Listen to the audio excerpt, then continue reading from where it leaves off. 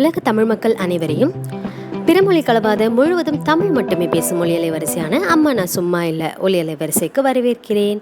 நீங்கள் இன்னும் நம்ம அம்மா நான் சும்மா இல்லை ஒலியலை வரிசையை கைச்சாடாமல் இருந்தீங்கன்னா, சப்ஸ்கிரைப் பண்ணாமல் இருந்தீங்கன்னா பண்ணிடுங்க. அப்படியே பக்கத்தில் இருக்கும் நோட்டிஃபிகேஷன் பெல் பட்டன் அறிவிக்கும் பித்தானையும் அழுத்திடுங்க. சீரக சம்பாவில் 1 கிலோ பிரியாணி எப்படி பண்ணுறது அப்படின்னு தான் இன்றைக்கி பார்க்க போகிறோம். இதுக்கு நான் எல்லா அளவுமே இந்த திரையில் காமிச்சு அந்த டம்ளரில் தான் எடுத்திருப்பேன். ஒரு 7 பச்சை மிளகு, அதுக்கப்புறம் பூண்டு, பெரிய வெங்காயம், சின்ன வெங்காயம் எல்லாமே, இஞ்சி எல்லாமே அந்த திரையில் காட்டுற அந்த டம்ளர் அளவுக்கு எடுத்துக்கணும். அப்புறம் ஒரு அரை கோப்பை தயிர் எடுத்துக்கணும். டடா, என்ன மாறலன்னு பார்க்குறீங்களா? நம்ம தான் உளிக்கணும் வாங்க.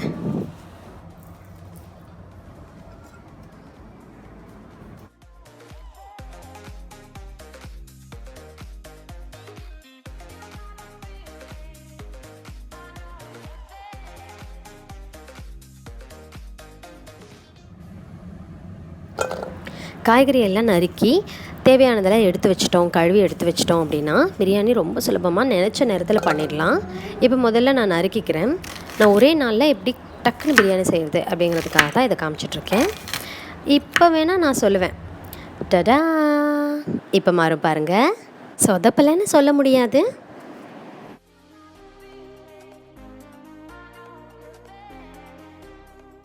அப்புறம் இது பார்த்திங்கன்னா மஹாலாக்டோன்னு சின்னதில் நம்ம ஒன்று சாப்பிடுவோம், ஒரு மிட்டாய், ஞாபகம் இருக்கான்னு தெரியல, எல்லாத்துக்கும் இருக்கும் கண்டிப்பாக, ரொம்ப நல்லாயிருக்கும். அதோட இன்னொரு முறை தான் இதுவுமே ரொம்ப நல்லாயிருக்கும். இது நான் வீட்டிலே பண்ணிருந்து சமைக்கிறதுக்கு முன்னாடி ஏதாவது சாப்பிட்டுக்கலாம் அப்படின்னு சொல்லிட்டு இதை சாப்பிட்டுட்டே பண்ணிகிட்ருந்தேன். மஹாலாக்டோ எத்தனை பேத்துக்கு தெரியுதுன்னு பார்க்கலாம் அப்படிங்கிறதுக்காக தான் இதை காட்டுறேன். கண்டிப்பாக தெரியும் அப்படின்னா கமெண்ட்ஸில் கருத்துக்கள் பெட்டகத்தில் உங்கள் கருத்துக்களை எனக்கு தெரிவிங்க.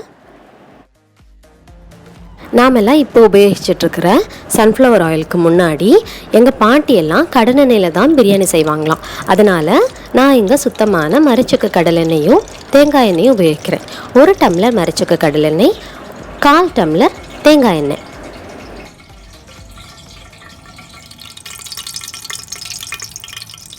பட்டை, கிராம்பு, ஏலக்காய், அன்னாசிப்பூ, பிரியாணி இலை இருந்தால் அது போட்டுக்கலாம்.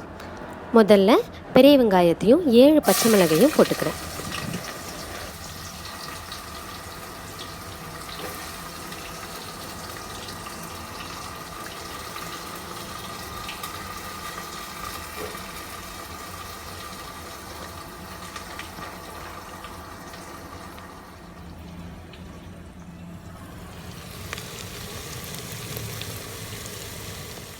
சீக்கிரமாக வதங்கிறதுக்காக கொஞ்சம் உப்பு. பெரிய வெங்காயம் வதங்கிறதுக்குள்ளே நம்ம எல்லாத்தையும் அரைச்சி எடுத்துக்கலாம். பூண்டு, இப்போது இஞ்சி, அடுத்து சின்ன வெங்காயம்.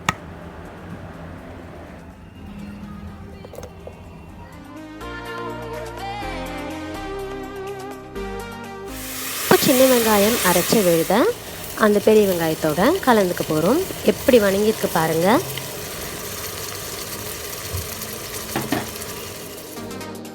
நான் எல்லா அளவுகளையும் கீழே கொடுக்குறேன், அதுலேருந்து பார்த்துக்கோங்க. இப்போது தக்காளி, இது ஒரு அரை கிலோவாவது வேணும். 1 கிலோ அரிசிக்கு அரை கிலோ தக்காளியாவது வேணும். ஒரு 5-6 எண்ணம், இந்த அளவில் இருக்கிற தக்காளினா 5 எண்ணம் போடணும்.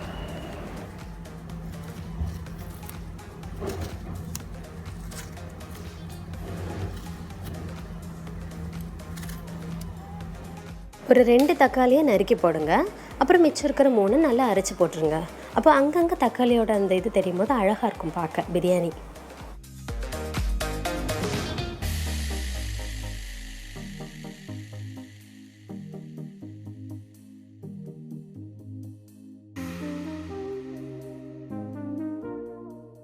அப்புறம் இதில் ஒரு ரகசியம் சொல்ல போகிறேன்.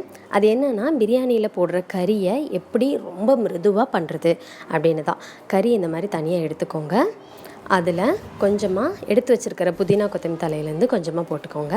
அப்புறம் எவ்வளோ பிரியாணி மசாலா போடுவோமோ, நான் இங்கே 1 தேக்கரண்டி போடுறேன் 1 கிலோ அரிசிக்கு. அதனால் அதை அப்படியே இந்த கறியில் போட்டுக்கிறேன். அப்புறமா மிளகாய்த்தூள் உங்கள் காரத்துக்கு தகுந்த மாதிரி நீங்கள் போட்டுக்கோங்க. நான் கொஞ்சம் குறைவாக தான் உபயோகிப்பேன், மிளகாய்த்தூளும் பச்சை மிளகும். அப்புறமா அரை கோப்பை தயிர், அதையும் ஊற்றி தேவையான அளவுக்கு உப்பு போட்டு நல்லா பிசைஞ்சு ஒரு ஓரமாக எடுத்து வச்சிடலாம்.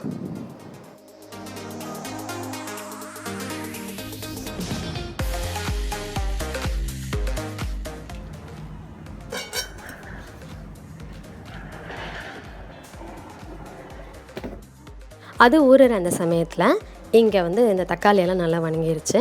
அதனால் அடுத்து இஞ்சி பூண்டு அரவை அது கலந்துக்கிறேன். ரமதான் வரனால நான் கொஞ்சம் அதிகமாகவே இஞ்சி பூண்டு வந்து அரைச்சி வச்சுருக்கேன்.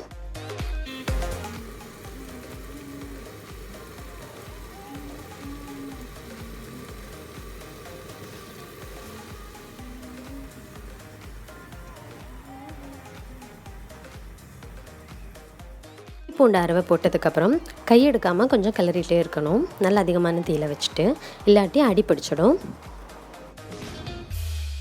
அடுத்ததாக புதினாவும் கொத்தமல்லி தலையும் ஒரு கைப்பிடி அளவுக்கு எடுத்து போட்டுக்கிறேன். ஆனால் நல்லா தயாராகிருச்சு அப்படின்னா இந்த மாதிரி நடுவில் பண்ணி பார்த்திங்கன்னா ஒரு கோடு விழணும். அதை சுற்றியும் எண்ணெய் பிரிஞ்சு வரணும். அப்போது நல்லா தயாராகிருச்சுன்னு அர்த்தம். நம்ம ஊற வச்சுருந்த நம்ம கதாநாயகன் வருகை.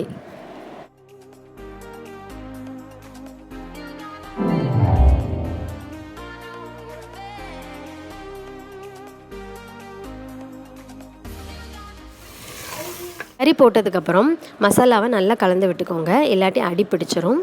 நல்லா கலந்து விட்டுட்டு அடுத்து தண்ணி ஊற்றணும்.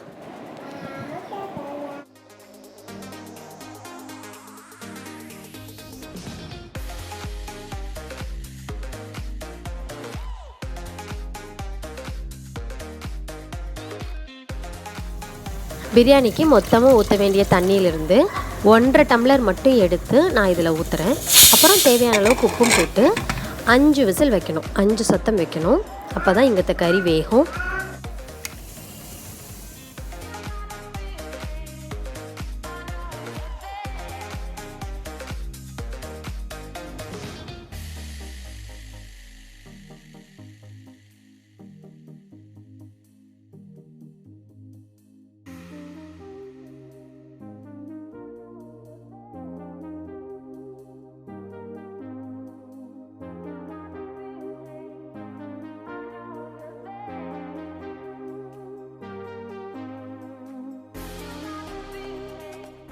இப்போது ரமதானுக்காக அதிகப்படியாக அரைச்சி வச்சுருந்த அந்த இஞ்சி பூண்டு விழுதெல்லாம் நான் குளிர் சாப்பட்டையில் எடுத்து வச்சுக்க போகிறேன்.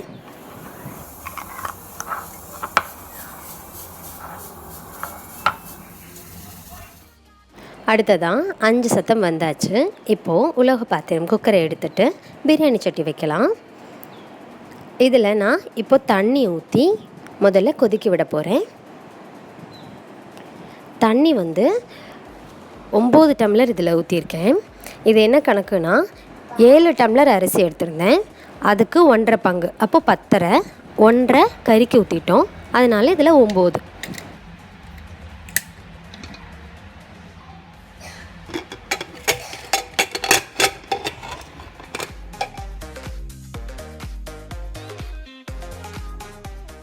இதை பார்த்தாலே தெரியும் பிரியாணி எப்படி வரப்போகுது அப்படின்னு.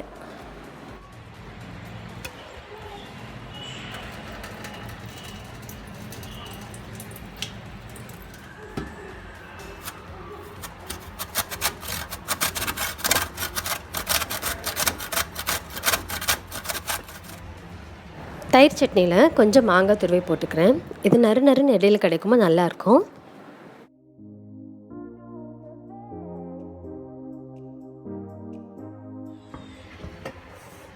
அடுத்ததாக பிரியாணி சாப்பிட்டதுக்கப்புறம் குடிக்கிறதுக்கு மேங்கோ லஸ்ஸி பண்ண போகிறோம். அதுக்காக 2 மாம்பழங்கள் எடுத்திருக்கேன்.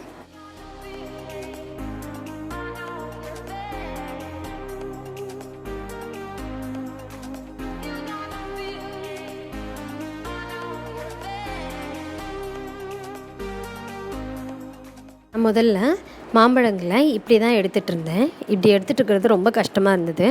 அப்புறமா தான் ஞாபகம் வந்தது, ஒரு கரண்டி வச்சு அப்படியே எடுத்தால் அப்படியே வந்துடுமே அப்படின்ட்டு. இது ரொம்ப கஷ்டமாக இருந்தது, அது ரொம்ப சுலபமாக இருந்தது.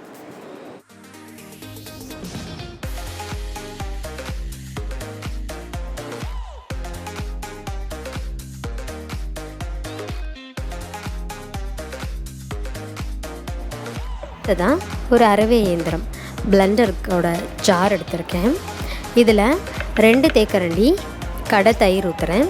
அதுக்கப்புறமா வீட்டில் செஞ்ச தயிர் ஒரு 3/4 கப், 3/4 கோப்பை, உங்களுக்கு எவ்வளோ வேணுமோ அவ்வளோ ஊற்றிக்கலாம். சுவை பார்த்துட்டு ஊற்றிக்கோங்க. மாம்பழம் நல்ல இனிப்பு இருந்ததுன்னா நிறைய தயிரே ஊற்றிக்கலாம். கொஞ்சம் கம்மியாக இருக்குது அப்படிங்கிறப்ப கொஞ்சம் தயிர் தான் ஊற்ற முடியும். அப்புறமா நாட்டு சர்க்கரை போட்டு அடித்து எடுத்துக்கலாம். அவ்வளோதான், மேங்கோ லஸ்ஸி தயார். இதை பண்ணி முடித்தோடனே அடுத்து தண்ணி நல்லா கொதிக்க ஆரம்பிச்சிருச்சு. இப்போ நம்ம வேக வச்சுருந்த அந்த கறி மசாலா, பிரியாணி மசாலா இருக்கு இல்லையா, அதையும் நம்ம அதோட கலந்துக்கிறோம்.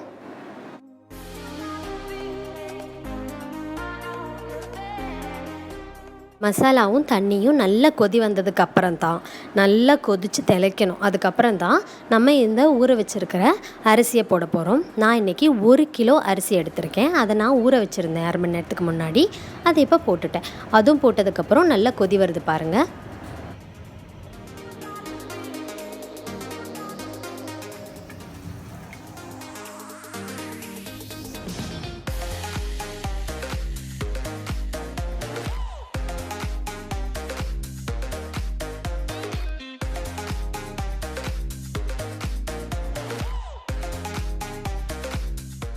பிரியாணி தயாராகிட்டு இருக்குது.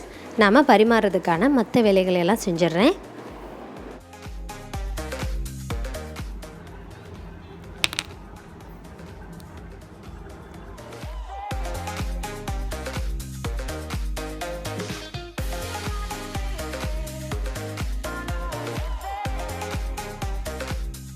பிரியாணியை இடையில திறந்து இந்த மாதிரி கிளறிட்டே இருக்கணும். இந்த மாதிரி எப்போ வருதோ, இந்த மாதிரி அரிசியும் தண்ணியுமா கலந்து எப்போ வருதோ அந்த சமயத்தில் தான் நம்ம தம் போடணும்.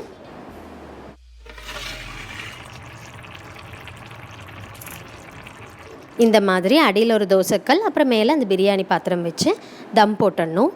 நல்லா அதிகப்படியான தீயில வைக்கணும். கொஞ்சம் ஒரு 5 நிமிஷத்துலேயே இந்த மாதிரி நல்லா தண்ணி வற்றி கிடச்சிரும். தம் போடுறதுக்கு முன்னாடி நீங்கள் பார்க்க வேண்டியது உப்பு, புளிப்பு, காரம் 3மே சரியாக இருக்கா, உங்களுக்கு தேவையான அளவுக்கு சரியாக இருக்கா அப்படிங்கிறத நீங்கள் பார்த்துக்கணும். எல்லாம் தயாரானதுக்கப்புறம் கடைசியாக எலுமிச்சம்பழம் 1, ஒரு முழு எலுமிச்சம்பழமும், அப்புறம் தேவைக்கேற்ப நெய்யும் போட்டு நல்லா கிளறி இந்த மாதிரி பண்ணிட்டீங்கன்னா உங்களோட அருமையான சீரக சம்பா ஆட்டுக்கறி பிரியாணி பாரம்பரிய முறைப்படி தயார்.